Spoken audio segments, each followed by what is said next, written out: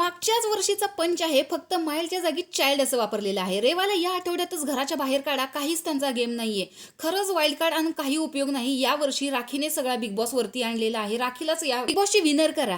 या वाईल्ड कार्डपेक्षा आम्हाला येडी रुचिता परवडली, अशा 100 रुचिता परवडतील. तर अशा प्रकारच्या भन्नाट कमेंट्स या प्रोमोवरती आलेल्या आहेत. कारण या आठवड्यामध्ये चाइल्ड कार्डनी कामच तसं केलेलं आहे.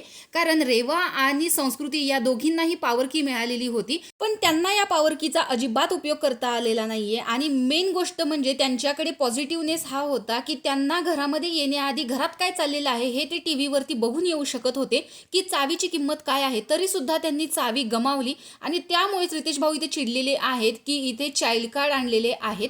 वाईल्ड कार्डमध्ये असलेला संकेत पाठक कुठेतरी गेम दाखवतोय, जो त्याने रस्सीखेचमध्ये दाखवला. बाकी या दोघींचा काही गेम नाहीये. गेम झाला असेल तर तो खरा गेम हा विशाल आणि रुचितामध्ये रेवाने आणि संस्कृतीने केलेला आहे. की ज्या पद्धतीने संस्कृतीने विशालला सांगितलं की बाहेर तुझं आणि रुचिताचं खूप क्रिपी दिसतंय, की एक छोटी मुलगी आणि 50 वर्षाचा व्यक्ती, अशा गोष्टी ज्या सांगितल्या त्याच्यामुळे रुचिता आणि विशाल या दोघांमध्ये कुठेतरी भांडण झालं. आणि या आठवड्यामध्ये पूर्ण गोंधळ तोच झालेला होता आणि तो फक्त वाईल्ड कार्डमुळे झालेला होता, कारण त्यांनी क्रिपी म्हणून सांगितलं. तर भाऊने इथे निष्काळजीपणा, बेजबाबदारपणा, बेपर्वाही असे बरेच शब्द वापरत या दोघींचाही अपमान केलेला आहे. त्यामुळे इथे रेवा आता रडताना दिसते, पण भाऊंना याची पर्वा नाहीये, कारण खरंच त्यांनी केलेली गोष्ट खूप बेजबाबदारपणाची आहे.